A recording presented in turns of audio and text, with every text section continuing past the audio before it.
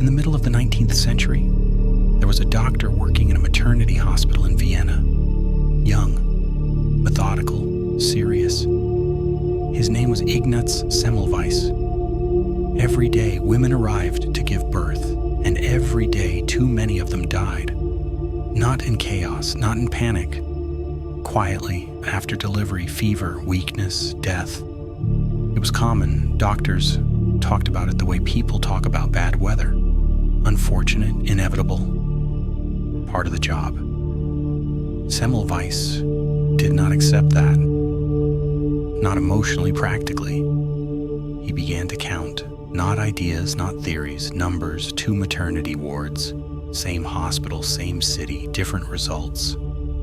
In one ward, women died far more often. In the other, they didn't. The difference was small, almost embarrassing. In one, medical students came straight from autopsies. In the other, they didn't. That was it. No revelation, no brilliance, just a pattern that refused to disappear. So he changed one thing. He asked doctors to wash their hands, carefully, every time, with a specific solution, and something happened. The deaths stopped. Not gradually, immediately. Numbers fell, week after week, clear, uncomfortable, undeniable. But there was a problem. No one knew why it worked.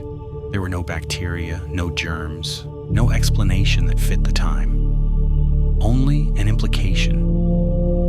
If this was true, then something else was true as well. It meant that doctors had been carrying death from one room to another. Not intentionally, not knowingly, but still, they were part of it. That was not a medical question anymore. That was a human one. At first, Semmelweis explained. He showed the numbers. He repeated the procedure. He expected relief. He got silence, then doubt, then irritation. Because accepting his method meant accepting something else. A fault, a responsibility, something no one had asked for. So the resistance grew, quietly, politely, then firmly. And with it, his patience began to wear. He insisted, he pushed. He stopped softening his words. Because how do you soften numbers that represent dead women? How do you compromise with something that works? Slowly, his message changed. Not in meaning, in tone. What had been a request became a demand. What had been evidence sounded like accusation. Not because he wanted to humiliate, but because he could no longer slow down. Lives were being lost while people debated comfort. And at some point, they stopped hearing the data. They only heard him. The system reacted. Not violently, administratively. Doors closed. Positions were lost. His name changed status.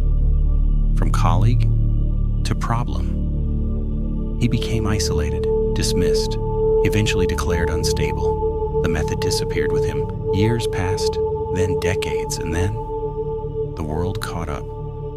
Germs were discovered. Hand washing became obvious, mandatory, universal, saved millions. By then, Semmelweis was long gone, not remembered as a pioneer, but as a difficult man.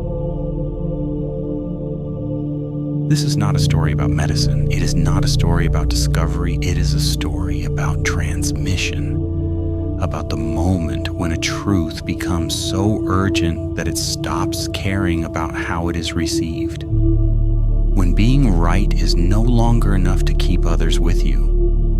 Semmelweis did not lose because the truth was weak. He lost because the way it was carried left no space for others to follow without breaking themselves.